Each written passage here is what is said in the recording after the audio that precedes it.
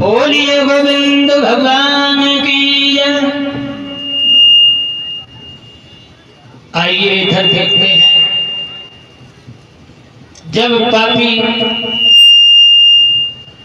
धंधकारी का उद्धार हो जाता है श्रीमद् भागवत कथा सुनने से। अब आइए देखते हैं महाभारत के बारे में।